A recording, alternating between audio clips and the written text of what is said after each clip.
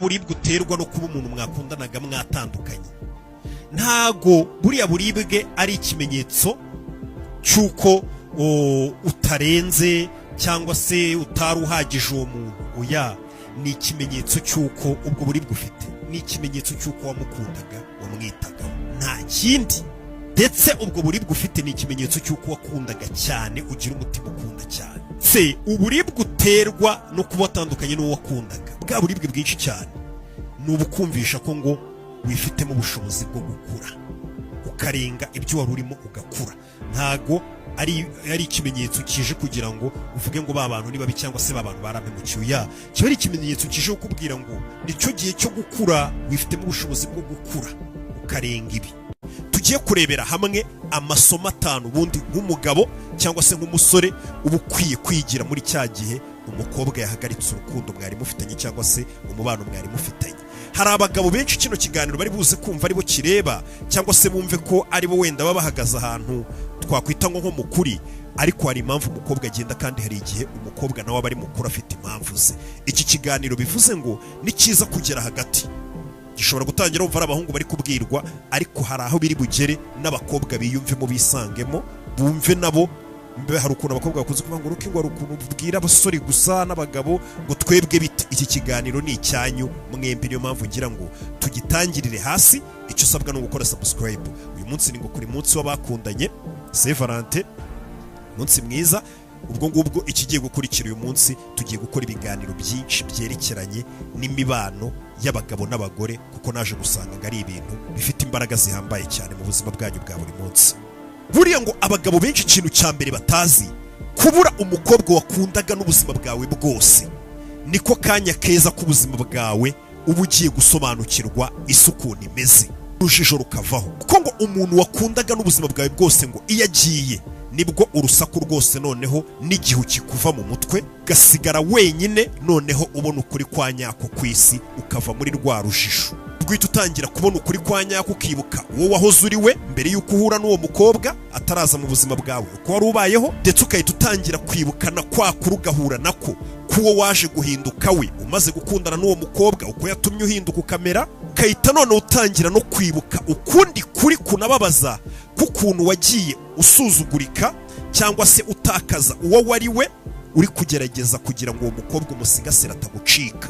Ni handi utangira gukurura ukareba n'ubundi ukuntu ntacyo utakoze kugira ngo umugumane. Hari aho wemeye gusuzugurwa, hari igihe wicishije amazi, hari igihe wigomwa ibyo wagombaga gukoresha bigufitiye umumaro ukaba ari ubiha.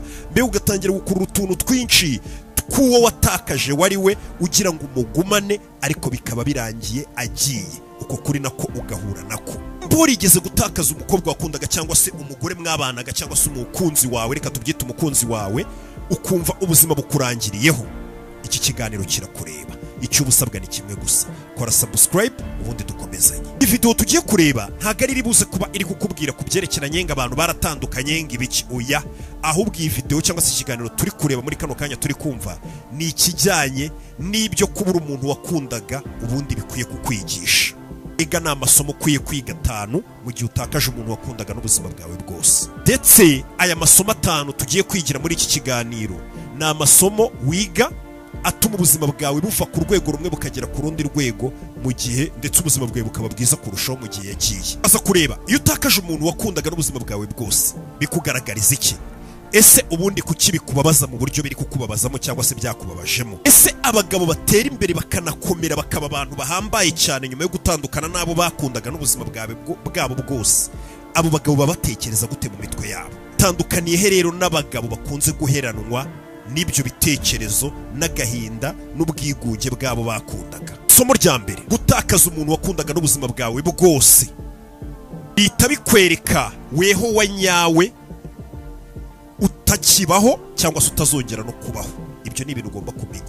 Iyo utakaje umuntu wakundaga kangasubiremo, bihita bikugaragariza ko hari umuntu wari uri we utazongera kuba we, ko umuntu ntago akibaho. Utakaza umuntu wakundaga, impamvu bikubabaza cyane bikagutesha umutwe bikakubuza amahoro, ntago ari uko uwo mukobwa cyangwa se uwo mugore mutakiri kumwe, ahubwo uri kubabazwa n'ahazaza wari waramaze kwishyira mu mutwe kuko muzahorana na bya bindi bamubwirana ngo nakaramata tuzahorana mu mutwe wawe, mbega ukumva ko umuntu wawe ari uyu ntaho yajya, muzabana ubuziraherezo ari we muntu wawe, ukumva mbega ukumva ko uwo muntu ari we wawe. Aho hazaza rero uba waramaze kwishyira mu mutwe tuyu niwe muntu turi kumwe, n'ejo nahamagara, n'ejo bundi. Iyo atagihari rero nibyo bikubuza amahoro. Ntabwo ubuzwa amahoro nuko uwo mukobwa atagihari, ubuzwa amahoro n'ibyo bitekerezo wari warishyizemo by'ejo hazaza hawe nawe. Uko igihe uwo mukobwa yari ahari mugikundana cyangwa se uwo mugore mukibana cyangwa se mugikundana, ntabwo wari umugabo uri mu rukundo cyangwa se uri gukundana n'umuntu, oya, ahubwo wari umugabo uhora utunganywa, akumwe igikoresho gihora gitunganywa kiva ku rwego rumwe kijya ku rundi. Watunganywaga guterure, watunganywaga uvuga ati ngomba kumera gutya, ngomba gukora ibi ngiye nawe bikazagenda uku, mbega ugasanga ni umuntu uri mu mibare yawe, mu mitekerereze yawe, nzamugurira ka, nzabana nawe, tuzamushakana, bizagenda uku, tuzabyarana, twasezeranye ibi n'ibi. Mbega iyo progress yose nyine ihora ikuri mu mutwe, ukomeje gutekereza ko ubuzima bwawe buzenguruka kuri we, aho uzajya hose muzaba muri kumwe, ugezeho noneho muri we utangira kumva uri umuntu w'agaciro, bitewe n'uko uwo mukunzi wawe akwereka kuri uw'agaciro mu maso ye, nawe ukumva ko ufite umuntu nyine ubona agaciro kawe, ugatangira kumva ko agaciro kawe gashingiye kuko uwo muntu muri kumwe, ndetse n'ahazaza muzaba muri kumwe. Iyo agiye rero ibyo byiyumviro n'ibitekerezo byose wari ufite biba bimeze nk'aho bipfuye ako kanya, umeze nk'umuntu mbega wari ufite kontineri yatumye, nimba ariko urugero rwiza natanga, ako kanya ikahita igonga, cyangwa se wari uguze imodoka ihise igonga, ibintu byose cyawubatse inzu yisishya, mbega ubwonko bwawe bunanirwa guhita bwakira icyo gihombo ugize, kuko wari warabaze imibare myinshi, ubwonko bwawe buhita bunanirwa kwakira icyo gihombo ugize cyo kubura uwo muntu.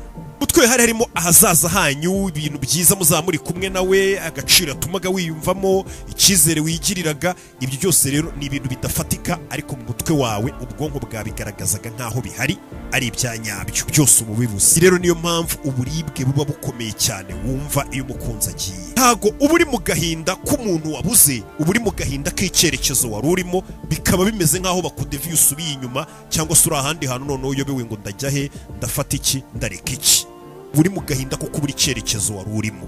Rero niho abagabo benshi n'abasore benshi rero bakunze guhagararira bakaguma, batangira kuvuga ngo buno buribwe n'agahinda mfite ko kuba mbuze umukunzi wanjye bisobanuye ko yari we wanjye. Gatangira gutekereza mu mutwe wabo, ihungabana rikabafata, amadepresiyo, bagatangira kuvuga ngo mbuze umuntu cyangwa se mbuze ikintu kidashobora kuzasimbuzwa. Niko abagabo rero benshi n'abasore bahita bavuga ati mbuze umuntu, ntabona undi umusimbura mu buzima bwanjye. Gusa ibyo ngibyo ni ukwibeshya. Ikiba kiri kugutesha umutwe ni uko hari identite wowe ubwawe uba warihaye, watijwe n'uwo mubano wari ufitanye n'uwo mukobwa. Iyo identite wari umaze kwiha yuko uri kumwe n'uwo muntu ikaba itagihari, nicyo kiba kiri kukubabaza. Ntabwo uri kubabazwa n'uko wabuze ikintu cy'agaciro cyane utabasha gusimbuza, ubwonko buba butarabyakira. Umugabo watekerezaga ko wahindutse we uri kumwe n'uwo mukobwa aba agiye, ukumva nyine utakaje uwo uriwe, ko hari ubuzima wari urimo uri kumwe n'uwo muntu. Urabyuka ukamuhamagara, umubwira ibyawe, akubwira ibye, mubazanyaho ibintu byose nyine by'abakundana mukorana byose. Uwo muntu rero ugenda ugahinduka uri kumwe n'uwo mukunzi, uba umaze kumutakaza, ugahita uvuga ati mpindutse uwuhe muntu usuba. Icyo gihe bitangira kukuvanga, none ugatangira kumera nk'uri guhangana n'uwo usigaye uriwe. Uwo wari uri kumwe n'umukunzi atangiye guhangana n'uwo usigaye uriwe, umukunzi atagihari. Ibyo bitangira kukwereka noneho icyuho cyari kiri mu mubano wawe cyangwa se icyuho cyari kiri mu buzima bwawe mu gihe wari wararangajwe na rwa rukundo rwawe n'umukobwa mwari kumwe. Icyo gihe tubona ko hari icyuho mu byerekeranye n'intego yawe y'ubuzima, hari icyuho muri disipurine, hari icyuho mu kwiyubaha kwawe, ariko ntiwabibonaga, wari wararangajwe n'urukundo. Igihe uwo mukobwa yari ahari, ibyo bintu warabyirengagizaga, ibyo bintu rero utangira kubibona ko icyo cyuho cyari gihari. Buriya abasore benshi bikunze kubabaho, ugasanga uko wari uri kumwe n'umukunzi mukundanye cyane wishimye, bituma wirengagiza ibintu by'ingenzi mu buzima bwawe. Hari icyo kiba kiri mu buzima bwawe, ushiduka utakiyubaha kuko uri mu rukundo, uri gukundana n'umuntu, ugasanga ntabwo ukiri wa wundi wari we utarahura n'uwo mukobwa. Ugasanga witakarije kwiyubaha, witakarije intego yawe y'ubuzima ya nyayo. Wari muntu ki, wari ufite iyo ntego, disipurine yawe yaratakaye kuko waranyuzwe nyine uri mu rukundo umeze neza. Urangajwe n'urukundo wari urimo kubera uwo mukobwa guha attention, muri kumwe, agukunda, wumva unezerewe, biragenda mu marangamutima, mbega biziba icyo yuko hari indi ntego mu buzima ihambaye cyane wagombaga guharanira, ndetse ari nayo yakagombye kuba iri imbere. Igihe utandukanye n'umukunzi ukumva ntawe uri we, ukumva ntawe uhagaze, ukumva nta gaciro ugifite, ukumva nta mbaraga ugifite, ukumva ntugikunze ubuzima, bivuze ngo hari icyo cyari kiri mu buzima bwawe cy'uko ubwawe wari waragiye ukoroha cyane ukiyibagirwa. Si cyo ntabwo ari igitutsi, oya, ahubwo aho ngaho biba bitangiye kwisuzuma ukinyuzamo ijisho. Bitabikwereka ko urwo rukundo wari ufitanye n'uwo mugore cyangwa uwo mukobwa ari ryo ryari izingiro ry'ubuzima bwawe, aho kugira ngo umubano wari ufitanye n'uwo mukobwa cyangwa se uwo mugore bibe ari ukuvuga ngo wari ufite ubuzima buhamye bukomeye, ahubwo byibura rwa rukundo cyangwa se ya relation wari ufitanye n'uwo mukobwa byari nk'ibintu biza byuzuza bwa buzima bwawe bukomeye buhagaze, ku buryo niyo yaba adahari bwa buzima bwakomeza buhagaze. Icyo cyo rero uhita ukibona. Iyo rero ya verisiyo yawe yari iziritse kuri uwo mukobwa imaze kugenda, cyangwa se waweho wakundanaga n'uwo mukobwa amaze kubura, kuko umukobwa gusiza agiye, ntabwo ari itegeko ngo ukomeze kwizirika ngo hari ibyo twari twarasezeranye, ngo ubuse nzabaho gutadahari, ko twari twaravuganye ko tuzahorana. Ntabwo uba ugomba kwizirika kuri ibyo bitekerezo by'ahazaza byari byariremye mu mutwe wawe. Ugomba kongera ukiyubaka nta negosiyasi ibayeho, kubaka indi verisiyo yawe nshyashya, kuko iriya witubara ko ipfuye ugiye kubaka indi verisiyo yawe. Ibyo ngibyo bihita bigufasha cyane cyane kurekeraho kwirukanka ko hamaze kwitwa ko habaye ahahise. Ibyo ni isomo rya mbere, kongera kuhita wiyubaka vuba vuba. Hari verisiyo utakaje ubuzima bwawe, ugomba kuhita wubaka indi verisiyo nk'uko n'iriya yasanze hari ukundi wari ubayeho, ukayubaka, ugerageza wubaka indi verisiyo yawe.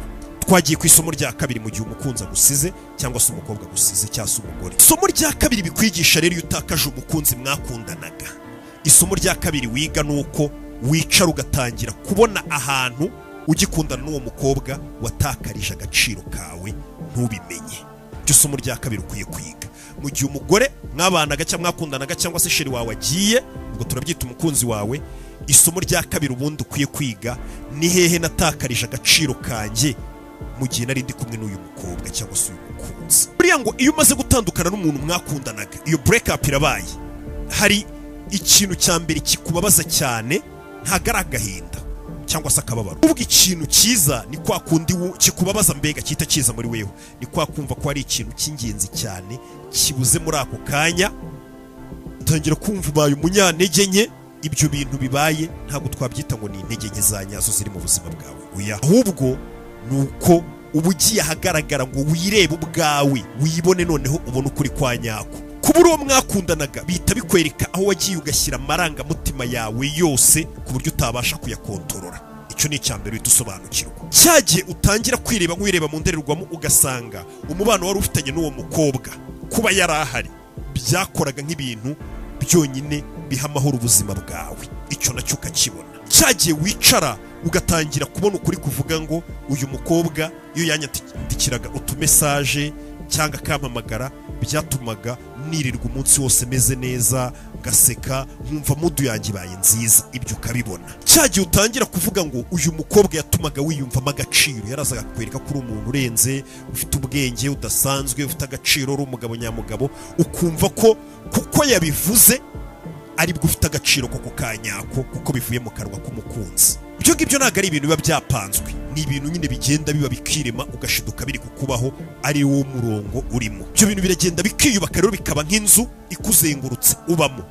Iyo rero agiye uwo mukunzi, bimera nk'aho iyo nzu isenyutse wari utuyemo, bigatuma mu mutwe wawe rero byivanga, ugatangira kubura amahoro, kumva ntutekanye, gatuma rimwe na rimwe unarakara, utangira kureba muri telefone yawe cyane, yaba yanyandikiye, yaba yapostinze, yaba yampamagaye, muhamagare ngire gutya, ari hehe, bimeze biti. Ugatangira gusubiza mu mutwe wawe ibitekerezo, ukibuka ibihe byiza mwagiranye cyangwa se ibyo mwanyuranyemo. Ako kanya rero ibyo byose uba uri gucamo ntago ari ukuvuga ngo ni akababaro kuko watandukanye n'umukunzi gusa, oya. Basore benshi rero hari ikintu batamenya cyangwa abagabo, wotekereza ko uwo mukobwa ari ukumbuye, ariko mu by'ukuri ntago ari ukumbuye, ahubwo ubukumbuye undi muntu waba ukuri imbere, cyangwa se umuntu watumaga wiyumvamo bya byiza wiyumvagamo n'aka gaciro wiyumvanaga. Nibyo ubukumbuye, ntago ari ubukumbuye. Ukumbuye umuntu watumaga wumva ko ukunzwe, watoranijwe mu bandi bose, niwe ubukumbuye, ntago ubukumbuye wa undi wagiye. Bya byiyumviro nibyo ubukumbuye.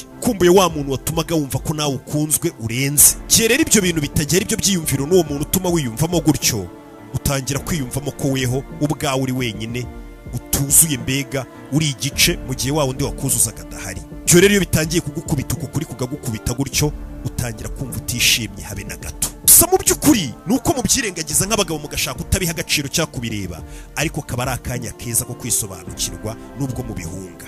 Ukuri kuba kuri kukugaragarira imbere yawe. Kuri nkubwira ni uko rero mwirengagiza, ubundi ibyo bintu bihita bikwereka ko agaciro kawe kari gashingiye ku wundi muntu ko yagombaga kubanza kukemeza. Ni kuhita utangira kumva ko agaciro kawe katakaye, nta cyizere wifitiye. Kubera iki? Agaciro kawe wari waragafashe gashingira ku wundi muntu, ku buryo wumva gufite agaciro kuko ufite uwo muntu cyangwa uwo muntu muri kumwe.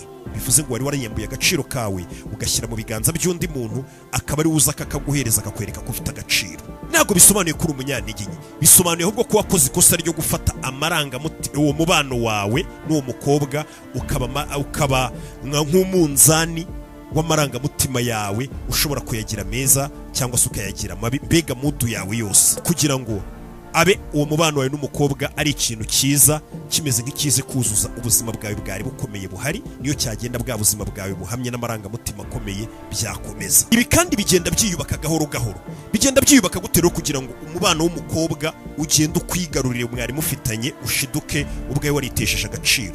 Ni cya gihe umukobwa uburyo akubwiramo, uburyo agusubizamo bigenda cyangwa se udashaka kumurakazamo, cyangwa se ushaka kumunezeza ugakabya n'ibintu bitari ngombwa kumukorera.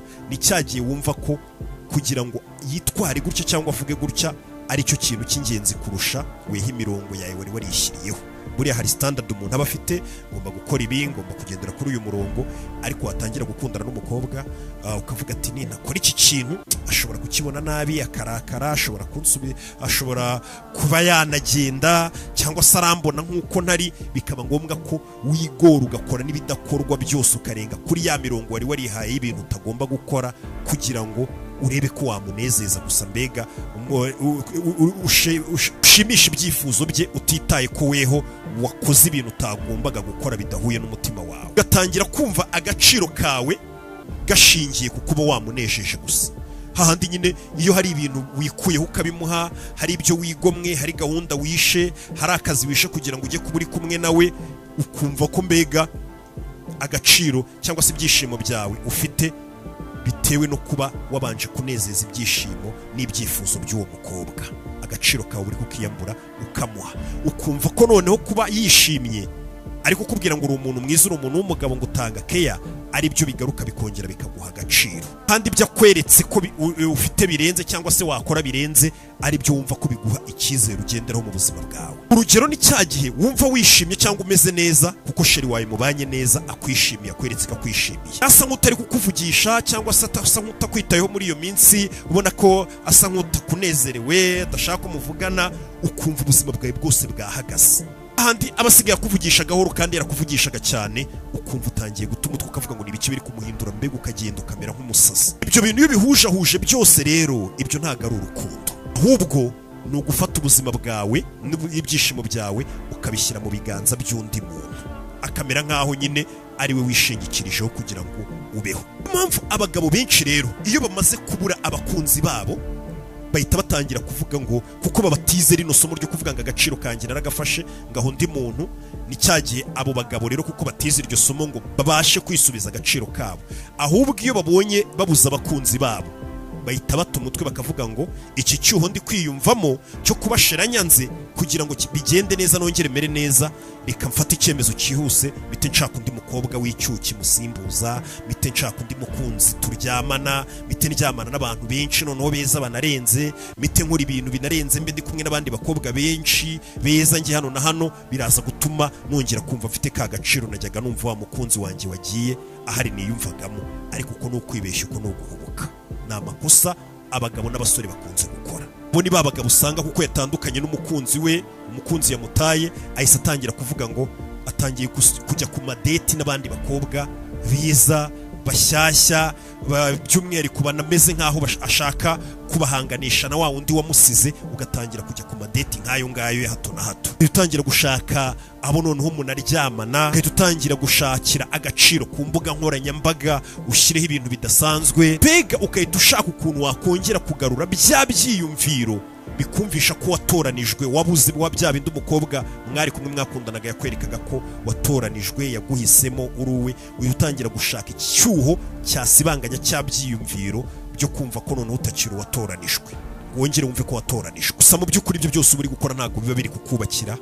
agaciro kawe ka nyako, ahubwo uba umeze nk'uri kwimura akazi wagakoze uri kukegeza hirya. Ibyo ni ibintu ukwiye kumenya.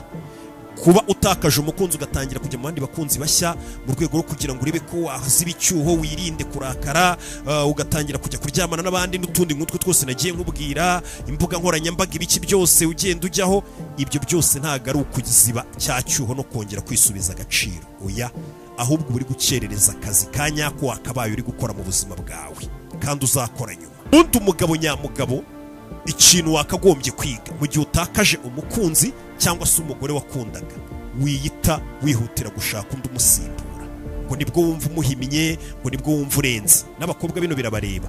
Ahubwo icyo uba ukwiye gukora ni iki? Umuntu nyamugabo umaze gusobanukirwa uwo mubano avuyemo, ushaka kongera kwisubiza agaciro ke ka nyako,